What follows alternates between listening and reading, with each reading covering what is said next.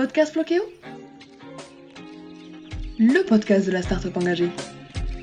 Bonjour et bienvenue pour cette nouvelle édition du Verre à moitié plein, le podcast optimiste du tourisme durable par Floqueo. Après vous avoir fait découvrir la faune et la flore des 5 continents grâce à des inspirations florales aux 1000 senteurs, nous vous embarquons aujourd'hui pour un voyage immobile dans une destination remarquable, la Tanzanie. Un pays haut en couleurs, connu notamment pour le mont Kilimandjaro, le lac Natron, les nombreux parcs nationaux et sites inscrits au patrimoine mondial de l'UNESCO, mais aussi et surtout pour sa faune et sa flore endémiques. Une destination qui promet de vous offrir des sensations, des frissons, de la joie et de l'exaltation. Pour en savoir plus, nous sommes partis à la rencontre de Frédéric, dirigeante de l'agence Soaring Flamingo, un opérateur touristique de safari spécialisé dans les safaris dans le circuit nord de la Tanzanie. Bonjour Frédéric et bienvenue. Merci de participer à ce podcast. Pour commencer, est-ce que vous pourriez vous présenter en mettant en avant votre lien avec la Tanzanie, s'il vous plaît ? Bonjour et merci de me donner la parole, même si c'est un sacré challenge de proposer un voyage immobile dans un pays qui fait autant rêver. Eh bien, mon lien avec la Tanzanie, c'est une histoire de hasard et de rencontres. Lors de mon premier voyage en Tanzanie, en 2006, j'ai rencontré un guide Maasai qui s'appelait Olé. Olé était sur le point de créer une agence de voyage avec Rolf Odenschild, un Suisse qui était tombé amoureux du pays quelque temps auparavant et qui avait investi l'argent d'un héritage familial dans la création de Soaring Flamingo en confiant sa gestion à une équipe 100% tanzanienne. J'ai à mon tour rencontré Rolf et j'ai été totalement conquise par sa démarche car pour moi, créer une société dans un pays comme la Tanzanie et en confier son développement à des locaux s'inscrit parfaitement dans le concept de développement durable. Alors du coup, à mon tour, je suis rentrée dans l'équipe de manière bénévole pour les aider à se faire connaître auprès de la clientèle francophone. Et peu à peu, ma démarche s'est professionnalisée et j'ai développé des partenariats avec des acteurs du tourisme français. Mais donc mon lien avec la Tanzanie vient de ce coup de foudre ressenti lors de mon premier voyage là-bas, avec ces paysages de commencement du monde où les animaux circulent librement, la diversité de la faune qui fait de la Tanzanie un paradis pour qui aime passer des heures derrière ses jumelles, la gentillesse des Tanzaniens qui vous accueillent toujours avec leur sourire et leur spontanéité. Et puis cette rencontre avec Olé, évidemment. Je retourne bien sûr régulièrement en Tanzanie et j'ai fini par découvrir une grande partie du territoire, du nord au sud et d'est en ouest. Aujourd'hui, tous les Tanzaniens que je connais sont devenus ma famille de cœur et ils ne manquent jamais de me rappeler qu'en Tanzanie, j'ai a home away from home. Et c'est le seul endroit finalement sur Terre où je puisse me ressourcer autant et où je me sens en paix et en sécurité finalement. Il est souvent dit que la Tanzanie ne peut être comparée à aucun autre pays de l'Afrique au vu de la richesse de sa faune et sa flore. Nous pouvons y observer des animaux rares dans leur milieu sauvage. Que pouvez-vous nous en dire ? Quelle espèce un voyageur peut être amené à rencontrer et quel lien occupe la population locale avec eux ? Alors oui, effectivement, la Tanzanie, c'est un paradis pour les amoureux de la nature. Plus de 25% de son territoire est protégé grâce à un système très développé de parcs nationaux et de réserves naturelles qui peuvent être d'ailleurs terrestres ou marines. Et dans tous les parcs nationaux de Tanzanie, on peut observer un nombre et une variété incroyable d'animaux sauvages, parmi lesquels les fameux Big Five, donc je rappelle, les lions, léopards, éléphants, buffles et rhinocéros. La Tanzanie héberge plusieurs centaines d'espèces de mammifères, dont parmi lesquels on peut citer, dans le désordre, je dirais, les zèbres, girafes, différents types d'antilopes, impala, gazelle, koudou, élan, mais aussi phacochère, hippopotame, etc., qui sont les animaux les plus faciles à observer. Il y a évidemment les félins un peu plus difficiles à observer, sauf les lions, je dirais, qu'on trouve à peu près dans tous les parcs. En revanche, les guépards, les léopards sont un peu plus difficiles à observer. Il faut aller au Serengeti la plupart du temps pour cela. Il y a aussi des reptiles, serpents, crocodiles, lézards. Personnellement, j'ai jamais vu de serpents, mais bon, je suis souvent partie à la saison sèche, donc plus difficile à voir à ce moment-là. En revanche, les crocodiles, il faut aller au Serengeti pour les voir. Et puis enfin, et n'oublions pas qu'il y a plus de 1000 espèces d'oiseaux qui sont répertoriées sur le territoire. Alors l'un des spectacles les plus extraordinaires, c'est incontestablement la grande migration dans le parc national du Serengeti, qui a lieu au premier semestre de chaque année. puisque c'est des millions de gnous et de zèbres en hordes géantes qui suivent le cycle des pluies et des herbages. Donc là, unique à privilégier si on peut voyager à ce moment-là. Alors maintenant, vous me posez la question du lien qui existe entre la population locale et la faune sauvage. Alors en Tanzanie, il y a plus de 125 tribus différentes, chaque tribu a ses coutumes. Presque 90% des tribus sont modernisées, entre guillemets, sauf quelques tribus comme les Maasai qui continuent à cohabiter avec les animaux sauvages.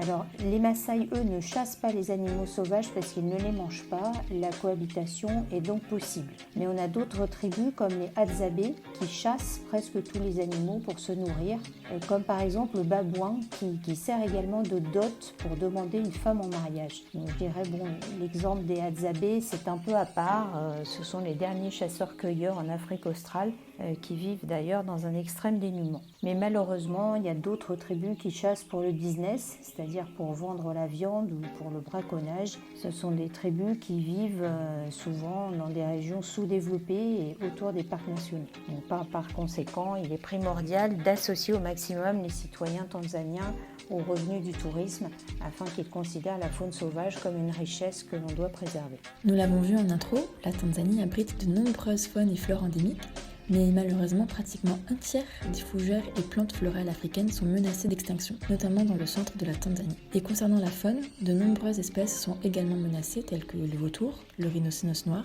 les baleines bleues. Quelles en sont les causes, les conséquences et comment pouvons-nous y remédier à différentes échelles ? Eh bien pour moi, c'est principalement l'homme, au travers notamment du dérèglement climatique dont il est responsable, qui constitue une menace d'extinction pour les espèces animales ou végétales. Je pense qu'une des principales causes, c'est la diminution de l'habitat naturel sous l'effet de l'utilisation de nouvelles terres pour l'agriculture et malheureusement la chasse ou le braconnage. Les vautours sont effectivement depuis quelques années en danger critique d'extinction. Outre la disparition de leur habitat naturel qu'on a déjà évoqué, les causes sont aussi la diminution du nombre de carcasses, la chasse et l'empoisonnement de masse. Parce qu'en fait, la présence de vautours peut alerter sur le passage récent de braconniers.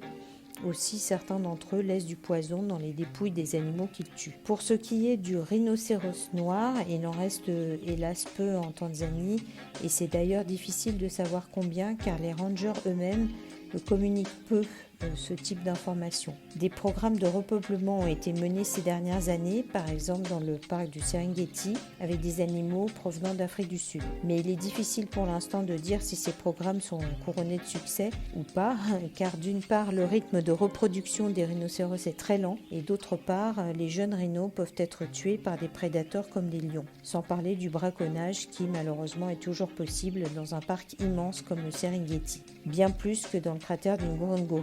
Dans ce cratère, justement, les rhinocéros sont surveillés 24/24 par les rangers afin de s'assurer qu'il ne leur arrive rien de mal. On ne peut donc que rester optimiste sur le fait que la population parvienne à augmenter dans les années à venir. Enfin, en ce qui concerne les baleines, je ne suis pas spécialiste, mais il s'agit des baleines à bosse. Je sais simplement que la Tanzanie possède plusieurs réserves et parcs marins et qu'elle est donc très attentive à la protection de sa faune marine. Les baleines à bosse peuvent être observées dans ces réserves à différentes périodes de l'année, comme par exemple sur l'île de Mafia. Et à ce sujet, je voudrais juste saluer le travail formidable de l'ONG Sea Sense qui organise des excursions pour assister à la naissance de bébés tortues sur une des îles près de Mafia. Les voyageurs en profitent pour effectuer au passage un acte citoyen de ramassage d'objets en plastique venus s'échouer sur la plage, ce qui est une très bonne initiative. Mais bon, d'autres espèces emblématiques sont également menacées. C'est le cas par exemple des guépards et des lions, mais aussi des lycaons, une espèce très nomade qui est souvent victime d'empoisonnement ou de chasse de la part des éleveurs qui doivent faire face aux attaques de leur bétail, un peu comme le loup en Europe. Donc finalement, c'est la somme de toutes ces initiatives associatives, couplées à une forte volonté politique d'un pays de protéger son environnement, qui pourra, à mon avis, éviter les disparitions d'espèces dans les années qui viennent.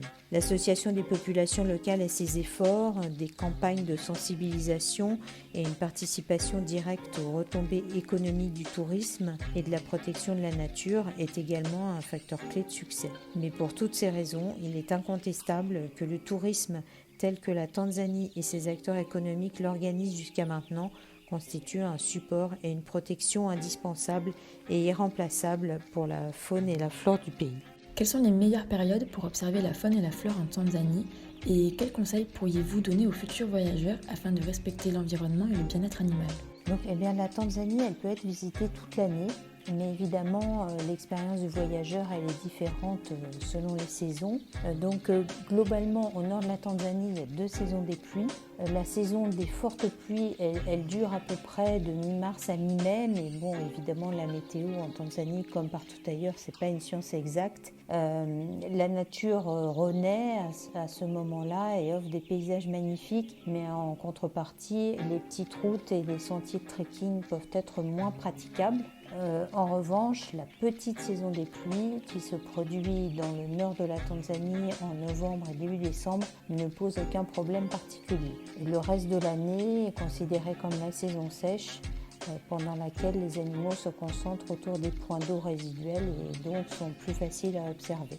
Le fait que la majeure partie de la Tanzanie se situe en altitude, à plus de 1000 mètres, permet quand même de rafraîchir considérablement les températures et de les rendre agréables toute l'année, même si évidemment en janvier-février il fait plus chaud puisque c'est l'hiver austral, donc l'équivalent de l'été pour nous.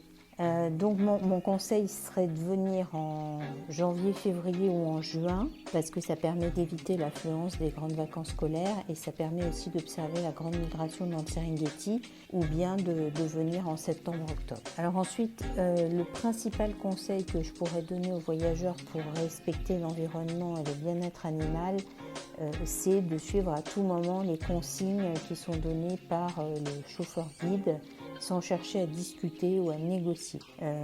D'abord, les chauffeurs guides ont des connaissances incroyables en matière animale ou végétale. Ils suivent des formations continues pour s'adapter aux évolutions du contexte tanzanien, donc les changements de réglementation des parcs, nouvelles zones accessibles aux véhicules, l'actualité sur la faune, etc.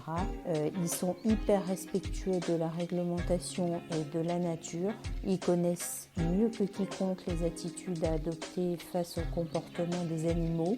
Et c'est la même chose pour les rangers des parcs nationaux qui peuvent parfois nous accompagner, par exemple pour des safaris à pied ou pour des safaris en 4x4 de nuit. Et donc, afin de respecter à la fois les animaux, mais aussi la sécurité des personnes, il faut appliquer leurs instructions. Donc, je dirais qu'en résumé, il s'agit de respecter la nature de la même manière qu'on le fait dans son propre pays, avec des règles simples du bon sens.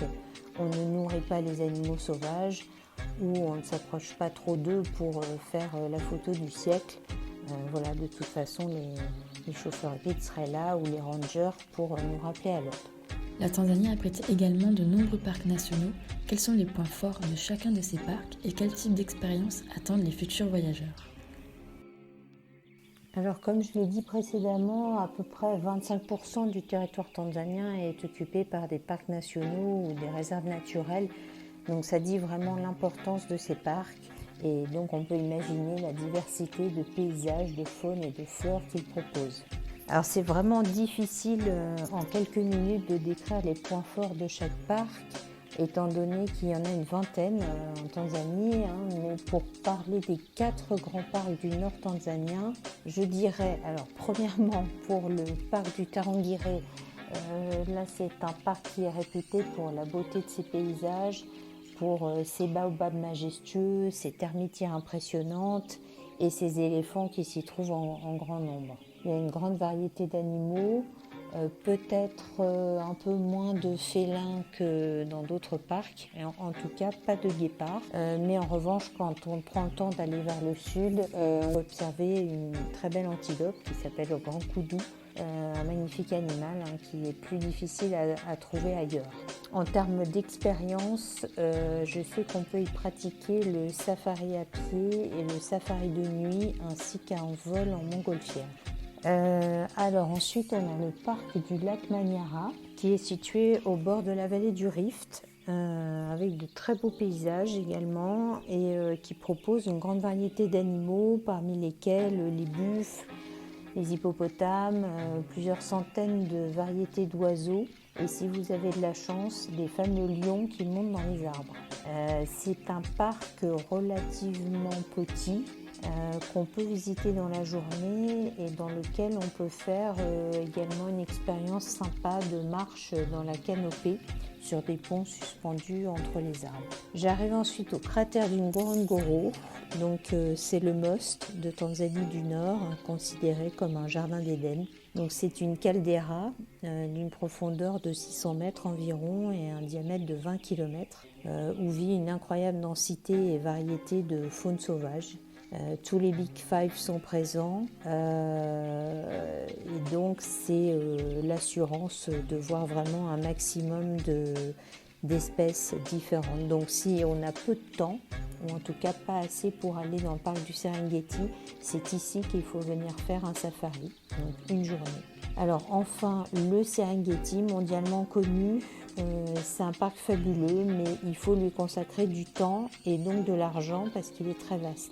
Comme dans le cratère, c'est l'endroit où on peut avoir la chance d'observer les Big Five, mais c'est surtout la variété de sa faune et notamment de ses félins qui est impressionnante. Si vous rêvez de voir un guépard faire une pointe de vitesse à 100 km/h, c'est ici qu'il faut venir, même s'il faut être chanceux pour tomber dessus. Et c'est également dans le parc du Serengeti qu'il faut faire l'expérience de dormir sous tente en entendant le rugissement d'un lion dans la nuit. Voilà, donc je dirais qu'il faut essayer de choisir les parcs que visiter en fonction du temps dont on dispose, de son budget, des espèces d'animaux qui intéressent le plus et du type d'expérience qu'on peut avoir. Il faut garder en tête aussi qu'on a de magnifiques parcs dans le sud du pays où on est presque seul au monde. Et puis aussi qu'il existe des parcs à l'ouest vers le lac Tanganyika où on peut découvrir les chimpanzés et là c'est également une expérience extraordinaire. On arrive à la fin de ce voyage immobile. Auriez-vous autre chose à rajouter ?